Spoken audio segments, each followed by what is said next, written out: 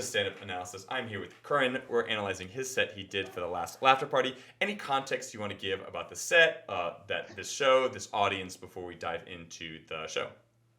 No, that just it was my first laughter party, and I was like very excited. Yeah. Okay, great. Let's do it.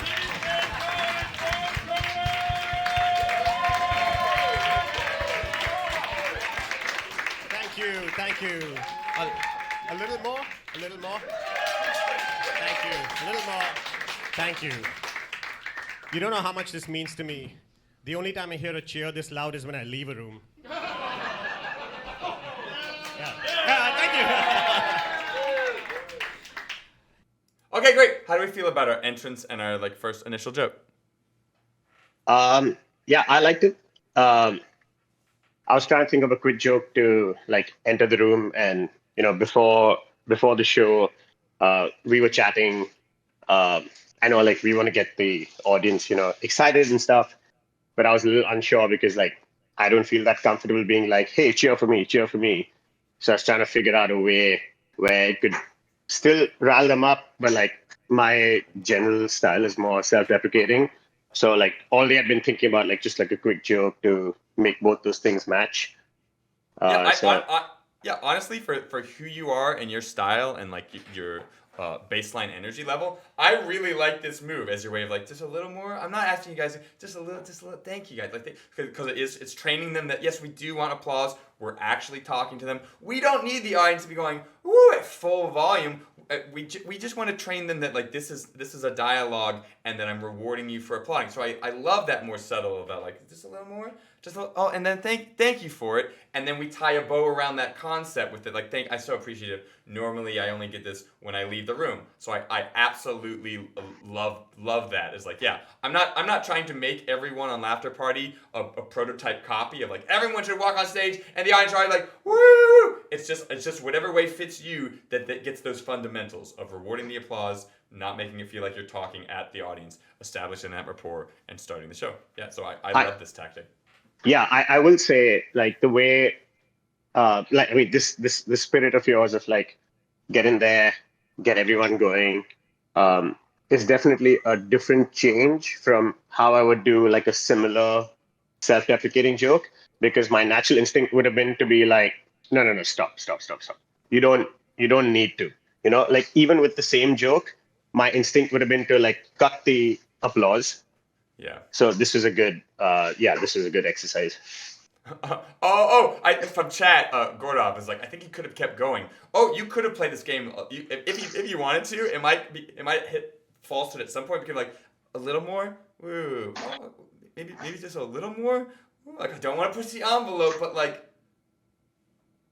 just teeny tiniest bit more. Oh, thank you. Yeah, we could have made it a whole bit, and if you wanted to.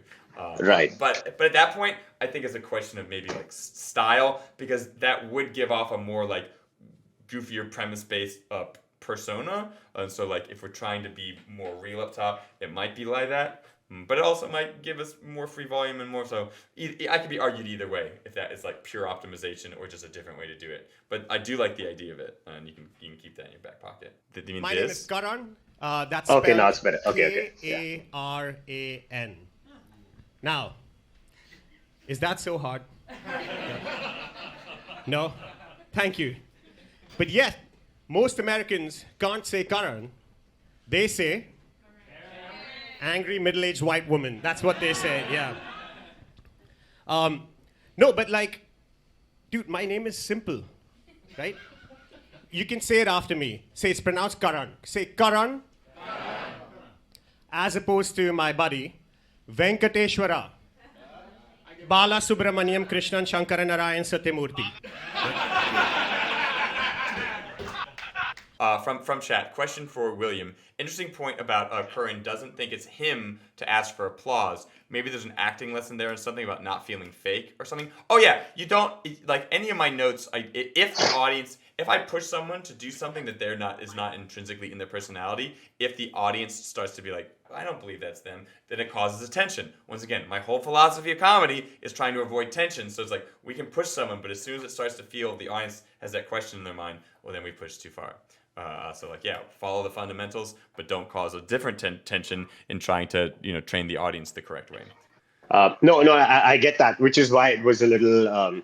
I had to actually like spend some time figuring that out because I get your point. I know you're not telling everyone just like come up and be like cheer for me. I get that part of it. So just to marry that with like what I like my preferences was needed some thought. Similarly, like look, I love the style. Like self-deprecating is a great style, but we just have to make sure that the self-deprecation, the press of needle always points inwardly. Versus we're like no, then it starts to bleed to the audience, and so we just have to find a different way to redirect it. Like, oh guys, thank you guys so much. I appreciate your applause, but I might suck. Like Shun's thing, that's self-deprecating, but it's still not making the audience feel bad for applauding the thing we want them to do. So it's like I can still poop on myself while not necessarily. Once again, it's up to us to be clever within the constraints of making the audience applaud, make a noise, feel they can talk. But so it's a good point that you brought up about like my normal instinct might be like, no, I'm not going to be that good. A similar move, but it's like this. It's like the brother and sister moves, but one of them is training the audience in the wrong way, and one of them is training in the right way. While the spirit of those moves of like I might suck, thank you guys, but I might suck, versus like no, I might suck. Same move, but once again, I won't belabor this anymore. Can you self-deprecate like this? Please, just a little more. My jokes might not get any applause. Oh yeah, that could be funny. Like please, yeah. My one worry with that specific thing of like my jokes might not get an applause is the audience don't know us yet, and we're incepting this idea about like the next 5-10 minutes might be unfun, and that's a real danger that the audience won't be able to resolve until they get a better idea for us. So I like the idea of that, but that exact wording might lead us into some danger with the audience being like, oh God, I hope they're good, and then we sort of shot ourselves in the foot with that. But yeah, exactly what Gaurav said. Like that was exactly the spirit I was going for. Let me make a self-deprecating joke. I don't get cheers usually. That's exactly where it came from. But it was like a very good exercise to try and marry those two things. Can you keep the energy going without being like self-pompous or whatever? Yeah. Yeah, great. Okay, so how do we feel about this first, the first name joke and my friend's name and the sort of like the audience version of it? I think it wasn't clear to them that after I asked them to pronounce my name that they should pronounce the next name, because when I said the long name, I didn't see too much of a reaction. So I don't know if it was clear to them that they should repeat.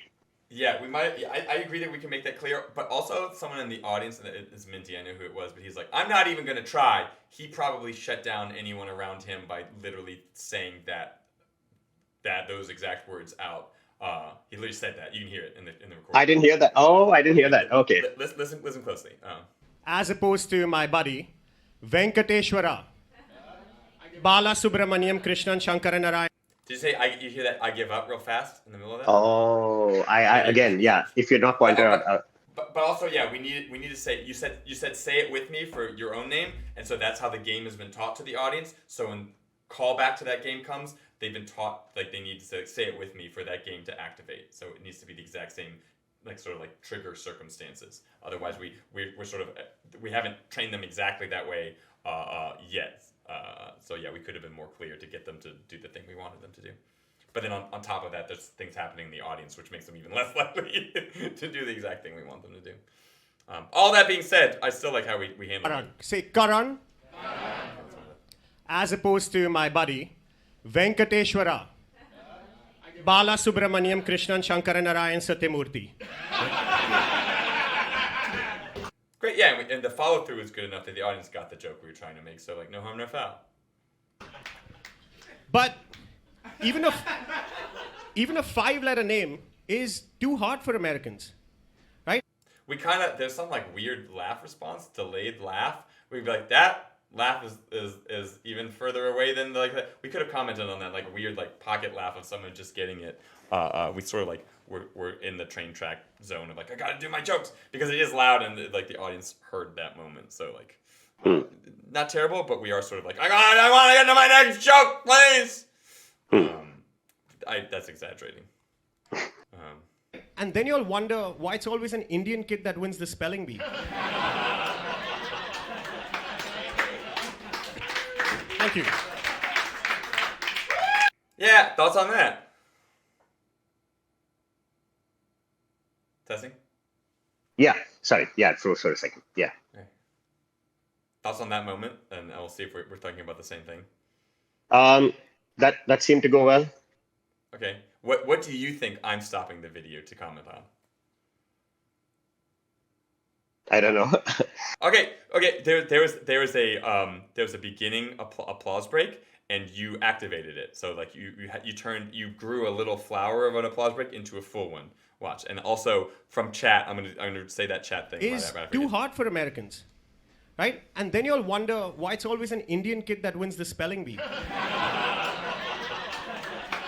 Before laughs, you nod your head. Thank you. Thank you. Full applause break. Yeah. And then from Gaurav in chat, of course, now is a great time to say just a little more. You could have been like, thank you. Just a little more. Just a little more. You could have kept that game as like free applause, like cheat code for the whole set if you wanted to. It's kind of clever, actually. Yeah. I like setting up that game. I like it that you can't spell, but you like the spelling jokes. That's good. Then the audience liked that joke. We sort of got an applause break for it. So yeah, they wanted to play with it more. We add some improv on commenting what the audience does. Love that instinct. That was a total William coaching move. I like 2 months ago, like if that happened, I would have like just continued on. It's like, oh no, listen to what they're saying, try and make a comment on it. So thank you for that. Hey, yeah. I mean, also it's I can say whatever I want, but it doesn't do anything unless you sort of embody it. So also, great back at you. But even people who've known me for years still call me Karan, Kareem, the Quran.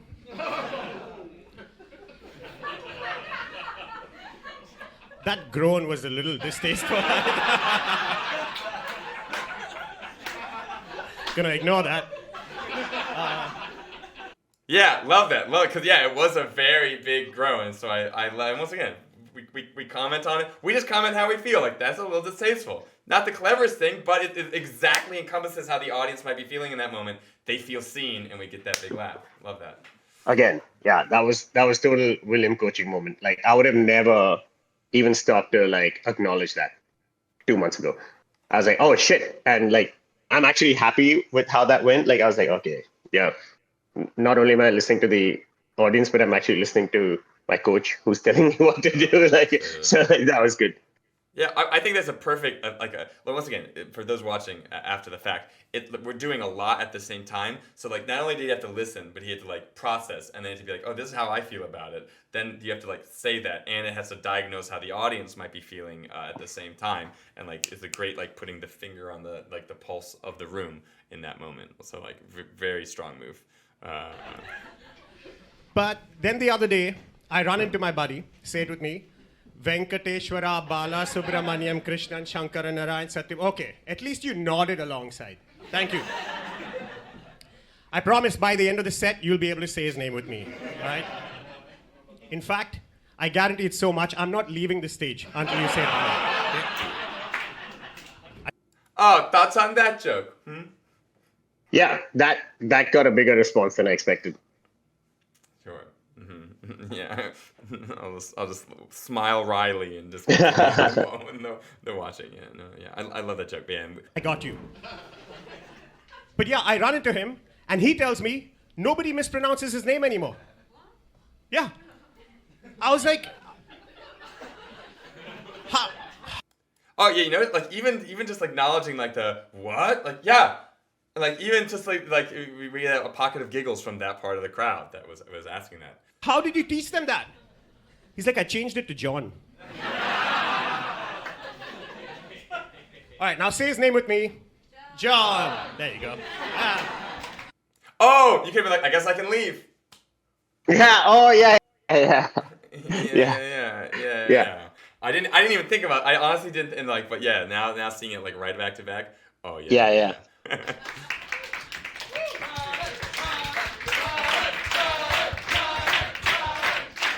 Yeah, and also, I love you adopting the subtle, just like nod as your sort of like way to acknowledge the audience and reward them. I think it fits your style, and yeah, we've activated now applause break number 2, and I think that I mean, look, our audience is pretty generous, but I think that they feel permissed to give you the full chant because we've already activated applause break number 1. They know that this general behavior is permissed, so now they're pushing it a little bit further to the boundaries. Uh-oh. Say it with me, John, after applause ends. Basa Brahma, then the same second long part. That's also a funny way to take it. Yeah. That's great. Thank you. At this point, I almost want to cheer for the Quran just to make up for that groan earlier. But thank you. I just learned that there is one state in the US where seatbelts are not required. All right, wait. Now, no one guess out loud. Just guess in your mind what state that is and don't say out loud. All right? What's your name? Philip. All right, Philip. I love that you cute. You can't even. I gotta show people watching at home. So this person in the front row, you're saying like think in your mind, and he's literally like pointing to his mind. And I love that we are listening with our visuals enough to see that he is invested in this bit, and then we choose him first. I think it's absolutely great. Now, no one guess out loud. Just guess in your mind what state that is and don't say out loud. All right? What's your name? Philip. All right, Philip, just guess in your mind. Don't say it out loud. No, it's not that one. All right. Mom, just guess in your mind which state that is. Okay, it's not that one either. It's New Hampshire. Was that right? Yeah, yeah. New Hampshire. Yeah, the was I right part could have been slightly clearer. It's like, was I right that it was not New Hampshire? Or like just that wording was, yes. Yeah. Yeah, so I think one of my issues is we're asking the audience to do something, and then we're saying no, and so the audience is like, well, why did I do that? We're sort of like they are participating, and they sort of get a little punished for participating. Oh. Like, no, was I right? And so the whole thing, it could be more celebratory. Like think of something, think of something like. I promise you. I appreciate you for guessing, but you're going to be way off. I promise. Oh, thank you. You're also going to be way off. And here's the big reveal. New Hampshire was there. And then it's like, then they feel validated for participating in the bit, and we built suspense up to the part where suspense, versus the suspense of, think about it? No. Okay, we've just killed suspense there. Think about it? No. We just killed suspense there. So instead of blowing the bubble all the way up and then popping it, we sort of like deflated a bubble, half the bubble, and then like, yeah. I think as far as the structure for that might serve that better, I think. And we don't want people to feel bad for like not validated for participating, because it'll make people less likely to participate in future. Does that make sense? Is that tracking? Yes. So sorry. Your suggestion was to not say no immediately. Like the attempt was like it's like a mentalist mind reading trick. Yeah. The idea we're going for is like you're gonna guess and your guess is going wrong. That's the comedic thing that we need to play on one hand. The other hand, we need to not make the audience feel bad and unvalidated. So think of something. Think of a state in your mind. I promise you, you're way. I appreciate you so much for like, what's your name? I appreciate you, but like you're gonna laugh at how crazily off you are. You, Mom, what about you? Think about it in your head. Oh, that's it. I promise you're gonna be like, what? Okay, here it is. New Hampshire. Huh, what? And now I've built everything culminating into that moment, and I've rewarded my 2 audience volunteers. Instead of like guess, and they're like, okay, no, you're wrong, and they've just been shamed in front of the rest of the audience. They've just been noed in front of a crowd of people, and so they're like, oh, now I don't feel so good that I've been implicated in this versus like celebrating. I'm exaggerating, but that's the sort of like it's like there's a pinch of that.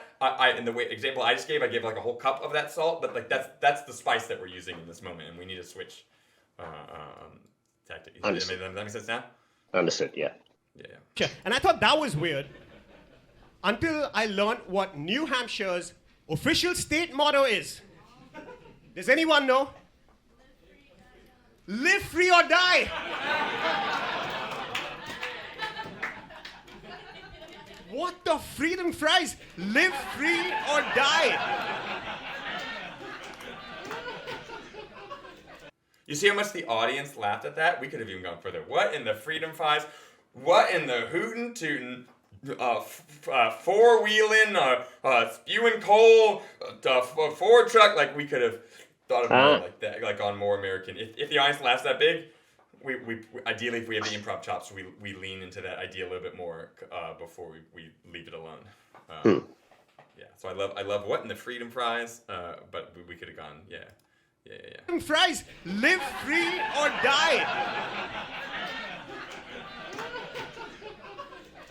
Oh, we could have probably activated an applause break there if we wanted to. There's like, I don't know what you were hearing on stage, but I hear at least maybe 3 or 4 separate sources of applause. So if we could have, it's been the big thing here is just like continuing on with it. Regardless, great way for waiting for the laugh, even though we didn't activate it that applause break when we had the entry road. Great that we didn't go like too much steamworks like steam. Their official state motto. Who's their official state mascot? Tony Soprano? Honestly, I didn't watch The Sopranos, so like I didn't think that joke was gonna land as hard as it did. But like, Same. Yeah. Oh, yeah. Well, there's even that one audio source in the back, that guy going ha. I don't know if we can comment like, okay, Sopranos fan. I'm glad we can talk about it after 15 years. Yeah. You're so excited. So like, there could have been like if we have one gigantic laugh, there's an opportunity. I'm not saying we have to take it. Official state mascot, Tony Soprano? I think that was Colby. And by the probably. Yeah, Maybe. And because I tried a different comparison earlier. I was like, so what's on their official state flag, like a dead horse's head, which would be like a reference to that. That never got a big laugh. Yeah. I think that is the first one wouldn't land. But if you Tony Soprano'd first one, I think we could go further into state. Like, what's the state mascot? Tony Soprano? The state flag? Oh, then they're already in mafia world. So then they're more trying to get, because like Horsehead is a weirder one versus Tony Soprano, which gets us into the bit clearer, and then we can get wilder after the audience clearly understands what is happening. I see. Yeah, that's a great tip. Yeah. And then if you could think of like, what's their state flower? Another mafia. What's their state? You could think of all sorts of state things to go off of that world if you want to, and you can see how many you can get away with before you have to stop. By the way, if your government tells you to live free, and then you do you?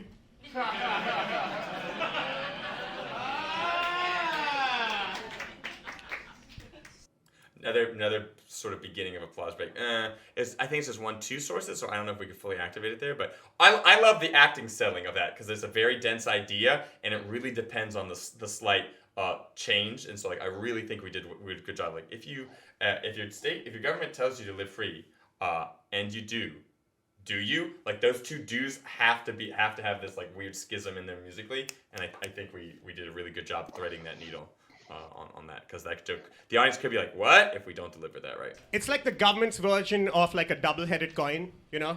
Heads I win, tails you lose your life.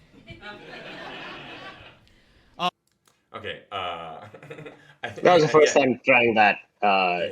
Because I remember like on one of the streams, you're like, okay, can we come up with in case the audience doesn't get that, can you come up with a more simple analogy to like cement that no, you don't live free? So this was like a last minute addition to try that. I don't hate it, and I don't even hate the wordplay, but I just wish it was different. But I like the ideas of all these. And I like having it as a button, but I do think there's something. I think there's something that's like the brother or sister of that joke, but like better. Yeah. But good luck finding it. Your homework. It's so easy to be a stand-up coach. All I do is say, yeah, like that, but better, and then I leave it on them to do the work. Sometimes it does feel that way. You guys are really clever, and I do appreciate it. But no, dude, these guys are extremists. Right? They're like the ISIS of freedom of choice. Dangerous idea. But once again, the audience likes enough, and we're about to make it okay. And I'm sure even ISIS wears their seatbelts in their tanks, okay? Abu, Omar, safety first, guys.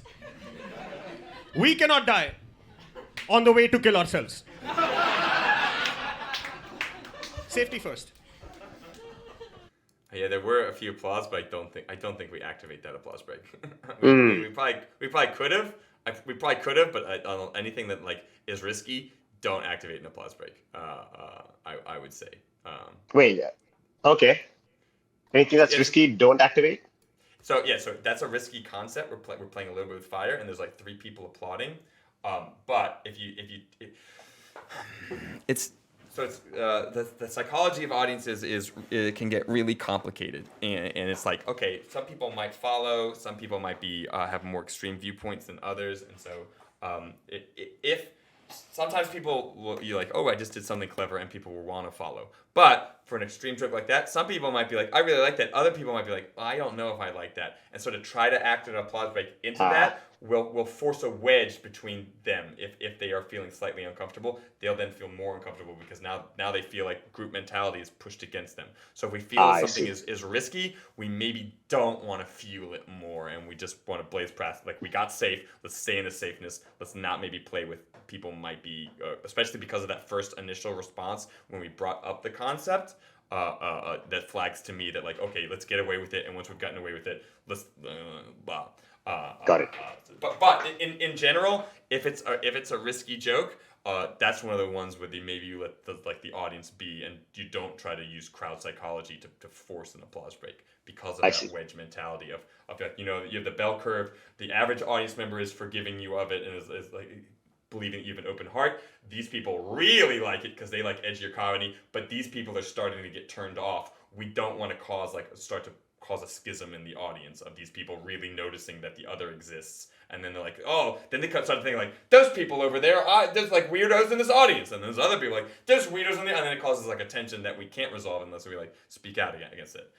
I see. So if it's gonna be risky, you could do more harm than good by doubling down, because you actually might separate the audience from each other. Is that what you're trying to say? You can double down with the actual words, and you can let the laughs play, but let the laughs be as they are. That's one of those, like, there's lots of times when you can use crowd bullying or crowd coercion or crowd guiding, whatever word you want to use. This is one of those moments when it can backfire because of that sort of thing about like the audience. There's a lot of times in Batsu, this happens a lot, where we will have multiple birthdays in the same house. And normally that's fine. Everyone has a kind heart. Sometimes people do not like that there's another birthday in the house. Anytime we recognize one birthday versus the other, you'll get full boos from the other birthday party, and it then becomes adversarial. And then any joke that these people really like, these people start to dislike out of spite. And any comedian these people like, these people start to be like, well, we have to pick a different side because we don't know what we are, but we know we are not in the same group as these people. And you start to like schisms start to form in the audience. So it's like it's a very nuanced move and a nuanced take of when to use it or not. But I'm giving you this way to look at things in case you might need it at some point in the future. And risky jokes are one of those moments where if we use audience bullying, there's plenty of times in Batsu where like a risky joke gets played out and some of the audience starts to be uncomfortable, and then if we try to stay in that world too much or try to point at them about like, oh, shame on you for not laughing, like everyone else is enjoying it, why aren't you laughing at it? It just causes a bigger schism and puts more tension in the room than anything else. My God, that's a pro tip if I've ever heard one. I would have never even imagined that. Yeah, it's a once again, that's one of those ones I put on Instagram and people will be like, that's stupid, you don't get it. And I'm like, no, you don't get it. I've been doing weekly shows for 24 years. Wow. But despite that, these freaks in New Hampshire do not have the highest rate of deaths by car accidents. Does anyone want to guess which state that is? What's that? California? No, I think the state fires are winning that race. Anyone else? Arizona. No, it's not Arizona either. It is the great state of Mississippi. Yeah, exactly. You might be familiar with their other hits. Yeah. Okay, before we go into their other hits, thoughts on the intro to this bit? I've just learned by doing this bit a few times on like when to ask for another guess versus to stop asking for other guesses. Sure. Because I've like pre-prepped like maybe 4 or 5 typical state guesses. But also every time I've done this, it's been in a very like type 5 setting. Sure. And sometimes I made the mistake of like, oh, they didn't say the state that I wanted. Let me ask them again. Maybe they'll say Florida because I have a joke prepared for that. So to learn to like just cut that off just for time's sake. And also for like continuity's sake. Yeah. So Is the plan when you ask the audience for states, whatever state they throw out, you provide a bigger rate of death in that state? Is that the objective of this crowd work? Yeah. It's a little dark. And Okay. we're sort of like taking like already a death and we're like, no, it's heart disease. No, it's the fire. Something that like ruining people's life. It's like throwing like big, like they let us get away with one big risky thing and now we're like, there might be a safer way to phrase that. Like California, like, oh, they don't drive in California. Ubers everywhere. Or Got it. Uber's still driving. We can even play that. Like, or like, you know, like, Vermont, who even lives in Vermont? Just like, I feel like something that doesn't put more death tensions in the room. Otherwise, we're going to be like, Got we're it. going to be like, gun deaths, fire deaths, car deaths. Why are we laughing? I see. Yeah. Okay. Once again, at this point, you probably have audience buy-in. It's probably okay. But, like, listen to the reaction to California fires. Yes. California? No, I think the state fires are winning that race. Anyone? Yeah, see? And Okay. And that's mostly the comedian table that are trying to give Yeah. you a response. The rest of the room is silent. So sorry, you were saying? This is actually this is a good point that you stopped at because it's not clear to me in general when like someone reacts with like a oh, whether it's like a playful oh or like it's too dark, you know? Oh yeah. Oh yeah. Yeah. That's one of those things. Any sort of noise from the audience, other than like a boo that they're trying to drown you out with a boo, if they're trying to drown you out with a boo, that's a bad noise. But anything other than that, sort of like any noise from the audience is good. Any reaction, because we're trying to make this a dialogue, a back and forth. The thing with like there's like an oh that has giggles behind it because some of the audience is feeling bold enough to oh, and the rest of the audience thinks it's funny. And there's an oh like this where some people are like oh he just did something, and the rest of the audience is silent. And then you're like oh okay. The people that are speaking for the audience are saying oh he just did something, and the rest of the audience saying and yeah, and that thing is something I don't want to react to, versus like an oh he just did something, oh what a cheeky person he is, with the rest of the beast that is the audience is delivering underneath that. So there's the main big signal which you hear is like the oh, and then there's the secondary signals happening underneath it, and you sort of have to like play it out like that. So is your point here that listen to the secondary signal? Because like even for like a previous joke, like if they ask you to live free and you don't, they also go like, oh, you know, so for me, it's hard to tell the difference between those two O's, but is your point more that, okay, there was a loud O. Those two O's have different musicalities. There's like, oh, as in he just did something, and there's like, oh, as in like, I'm now getting it. And I think that oh was the O to the first one versus the oh, you can have the same oh with different secondary signals underneath it. But I think that those two O's are two different O's that like the secondary signals aren't as important because the primary signals are different in those two examples. Does that make sense? If I'm like, oh, that's me coming to a realization. If I'm like, oh, that's me saying like something just happened. I wanna highlight this. So it's like those are two different O's. You don't need secondary signals to differentiate those. Yes. Yeah, that's right. I just saw what Gaurav posted. Yeah. The first O is like, oh, that's clever. But even with this one, I read that as, oh, like maybe not that's clever, but like, oh, you got a reaction out of me, as opposed to, oh, we don't like that. So that's as hard for me to like distinguish between the two. Sure. Once again, I guess the title of this episode is going to be like audience psychology. Audience psychology is complicated in that like, okay, there are in this room 50 different experiences, right?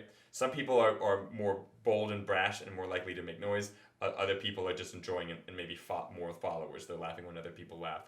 But in this moment, if we could not differentiate between those two O's, once again, that is a signal from part of the audience, the loud part of the audience. But the other part of the audience is giving us signals, they just aren't as strong at the same time, right? And so like this is sort of like vibe check about like in this case, that other signal is dead silence.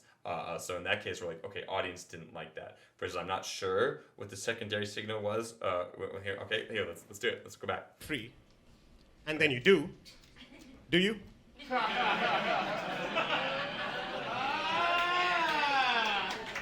See, there's giggling, there's applause that's happening under this O, versus the other O, which has silence under it. They're different O's, but also that signal from the quieter part of the audience is completely different. Does that make sense? Yeah, great. Thank you. Yeah. I was like, oh God, I hope it's the way I diagnosed it. Am I going to be labeled a fraud? But I was like, no, I'm pretty sure I got a handle on this. You can sing the next line with me. Two might be wait. familiar with their other hits. Okay. One Mississippi.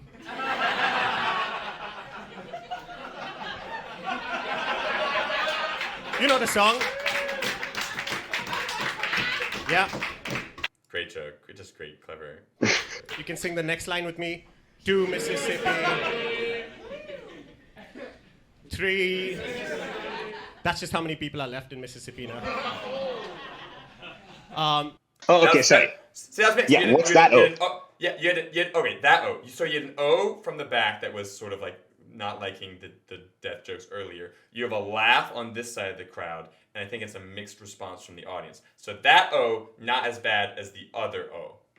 But it's because we can sort of like try to get those additional signals instead of just listening to the loudest primary signal. Got it. Yeah. But Mississippi, known for its southern hospitals. Sorry, the joke is so dumb, but that was just for me. I honestly like. I think we sold it well enough. Like that's a hard one to sell. That's a hard joke to sell. I think we sold it really well, and the laugh after helped sell it even further. I think then the calling out really like takes a like full package of like allowing us to like get away with that joke, even for the people that are like duh. Yeah. No, but then I looked up Mississippi state motto, and it is just die. Actually, no big O's there, Sure. right? Is that interesting? That like that's another like.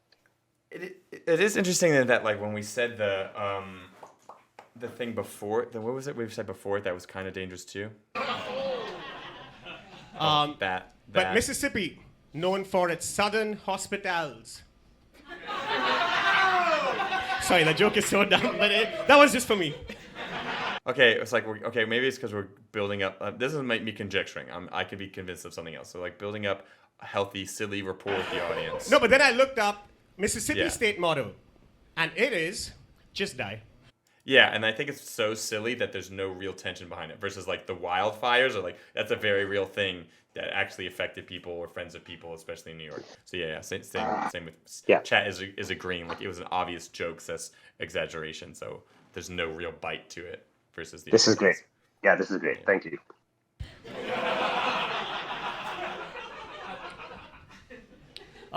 My younger brother, Varun, who lives in India, he's not a traditional guy.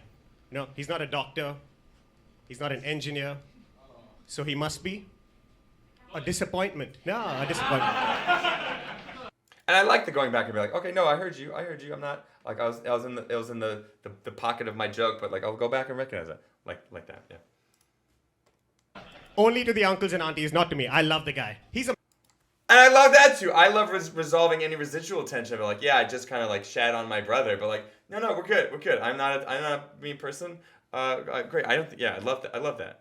It's not necessarily like a joke, but it's something that I feel a lot of comedians would be like, oh, I don't need this move, and they wouldn't know why the audience might be feeling weird to them. They wouldn't even think of it requiring like, but we're like, let me resolve this. Maverick, right?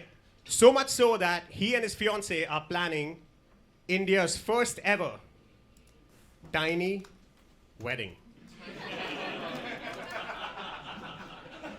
I love that like every time we watch Tiny Wedding, it seems like you always have audience repeating Tiny Wedding.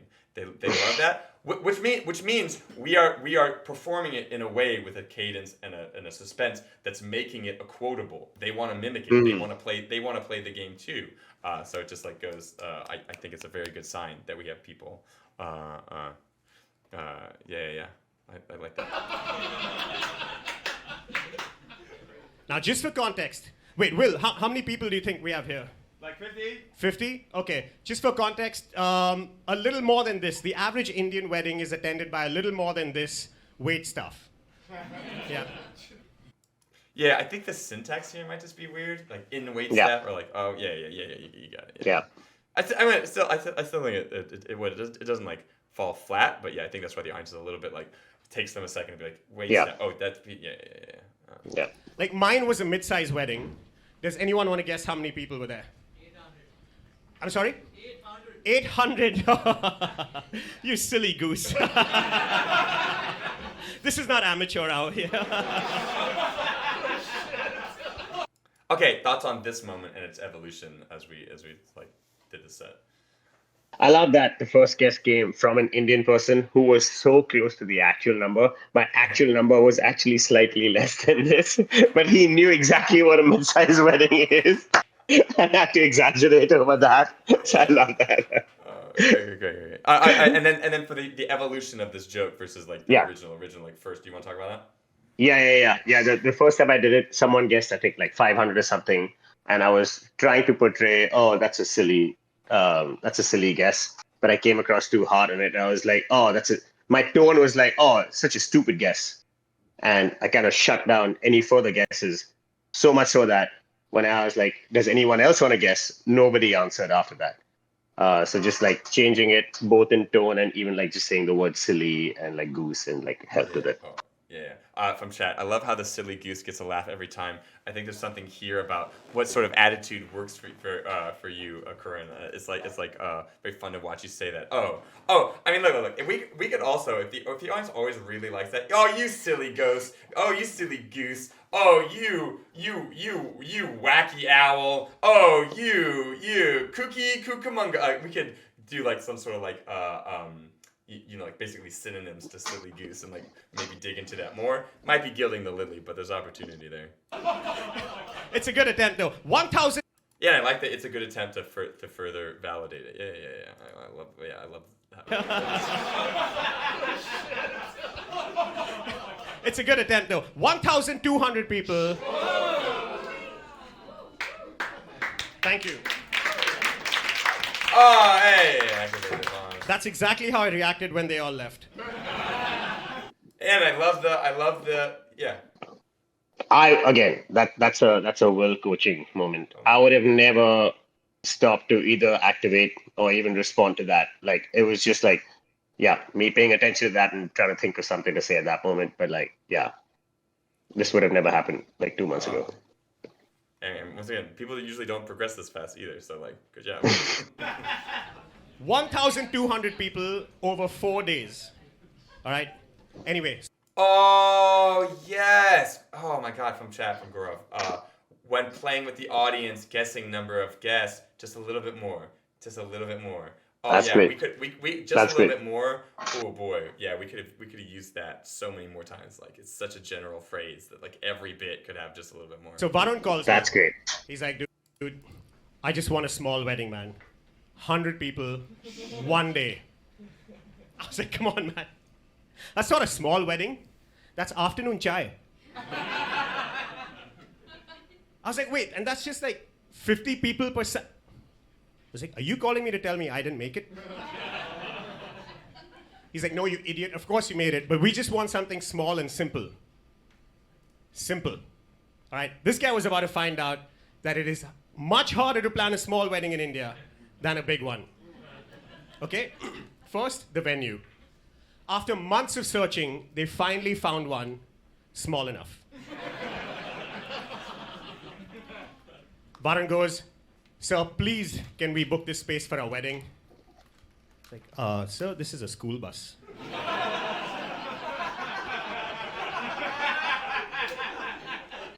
This is a school bus, and you don't have to wear your seatbelt. We're in New Hampshire. Oh, yeah. Yeah, as a might be too much. Maybe expecting the audience to remember too much, but if we're in a vehicle with seatbelts, then we spend a significant. Yeah. Next, the invite list. Oh, that is a social minefield. If you attend an Indian person's wedding, that's like saying to them, I do. Promise to invite you to mine. And then if you don't, dude, you have to move countries. Why do you think there's so many of us here? Yeah. So for those who don't know, he was someone that the comics had called out earlier as being the mom that he referenced was also Indian. I think we could have also referenced our friend in the back that guessed 800 if we wanted to like incorporate all the known Indians in the audience that the audience knows as a potential. It's not needed, but I do like that if the audience like knows something and we know they know something, incorporating it in of like I'm already gonna say that's like why all Indians are here. Like oh yeah, and then we know like yeah, I love that move of making it real in the moment. Yeah, it's no harm. We got a good move by just in incorporating mom. It'd just be the cherry on top if we had called out the guy in the back for the 800 guy.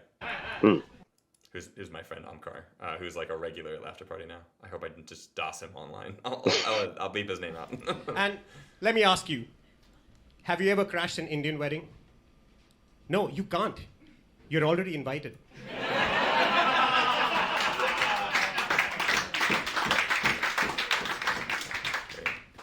Yeah, you notice how like I think at least it feels to me applause breaks are getting easier because we've sort of like trained them. The audience is comfortable starting their own applause break now because we have permissed it as behavior in our set. Versus if we had not explicitly permissed applause breaks before, they aren't as comfortable to do it. You just gonna have to trust me on that one. But that was a smooth sort of like if the comedian had sort of treated the other applause breaks differently, that applause break maybe would not have happened.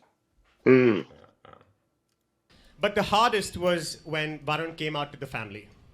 It's like, Mom, Dad, I hope you'll still love me, but I have a thing for small weddings. Dad's like, what? Why couldn't you just be gay? Mom starts praying to her top 40 Indian gods.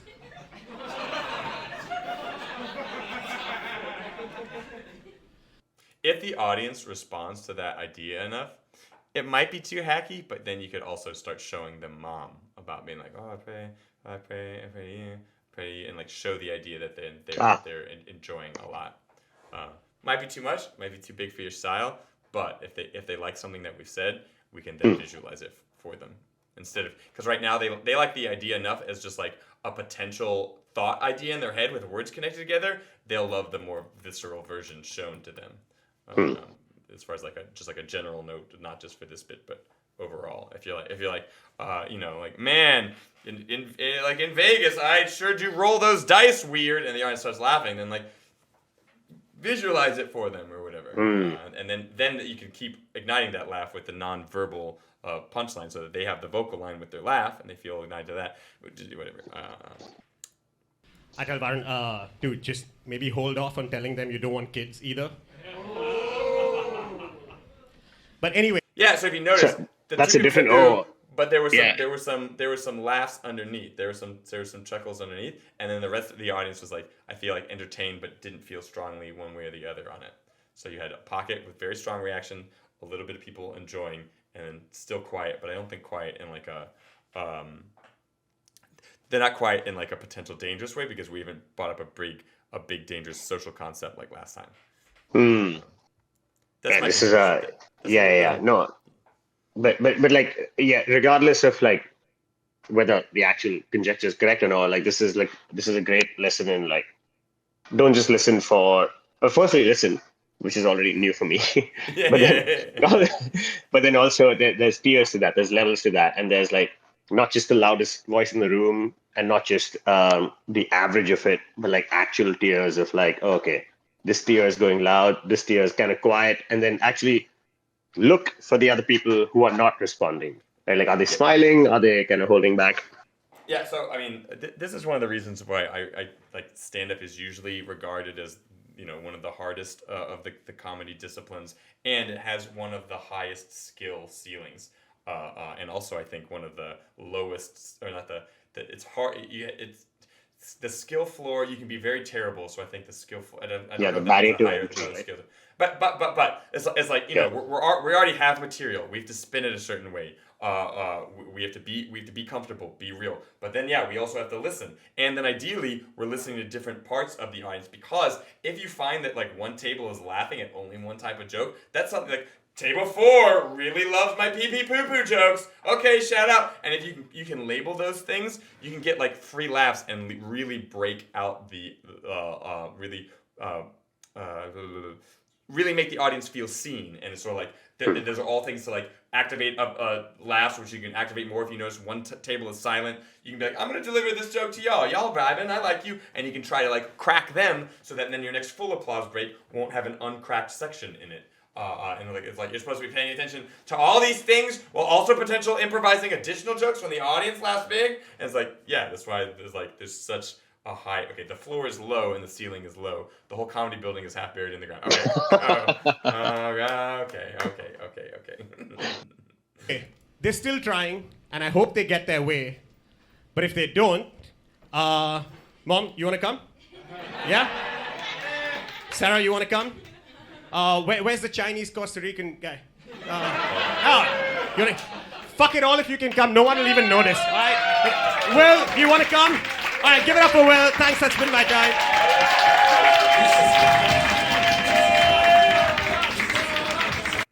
Great. Oh, wait. I think there's chanting. I think they're chanting Karan to like call back the idea that you used. Like I almost want you guys to chant. I can't tell if they're chanting your name or Karan because of the bit that we incepted in their ideas. I don't know. But how do we feel about our exit moment? Yeah, felt good. I think a couple of iterations on previous sessions definitely helped with this way of like leaving with big energy. So yeah, was happy with that. If we want to sort of like fuel the fire of the audience, there might be a way we can be like, okay, Mom, you want to come? And then people start applauding, like, okay, anyone applauding, you're invited, so that's you. And then the people that aren't applauding, like, well, I want to be invited. And then we might be able to like play a game that actively like turns as a different way to potentially do it that like actually gets them to like fully break. I'd like to hear both of your thoughts on walking on and off the stage with the microphone. Do you want to go first so I don't bias the room? We changed this laughter party so we don't have the mic stand, so that everyone just goes on with the wireless mic in hand. Right. Yeah. I don't think I have too many prominent thoughts about that. Oh. It was just easier. It was one less thing to do. Yeah. So I found myself in all of these stand-up analyses being like, everyone has to fiddle with the mic on the way in, and everyone has to fiddle with the mic on the way out. And then I was like, you dumb William, you're the producer of the show. You can very easily solve this problem. So I think it just allows us to connect with the audience faster. It's removing an unnecessary obstacle. In some comedy clubs, it is a necessary evil, but here it is not. Although I do worry long term, if we continue to be spoiled with a wireless mic, you guys won't be learning wired mic technique, which can definitely F you up if you have to make sure you're dealing with the tail correctly, not if you're pacing the stage, not tripping over it, not getting it wrapped around the mic cord. It's like a really weird physical skill set that comedians also have to add to all that other stuff we talked about. Yeah, I think it was definitely unusual. The first time, like walking off, like I was like, oh, the equipment's in my hand. I just walk off with it. But like, I mean, it didn't make it tougher or anything. It was just new. Sure. Yeah. I liked it. I liked what it allowed everyone to do and to not have to mess with the mic stand. Okay, so we have reached the end of the set. Any thoughts on your end if you do the set again? What you would do, what you wouldn't do, anything to tie a bow around the process of us watching this together, or like what the lesson of the day is in your mind? Yeah, listen to the audience in a like I feel like I'm going from like pre-beginner to beginner in listening to the audience, and now from beginner to maybe slightly beyond that.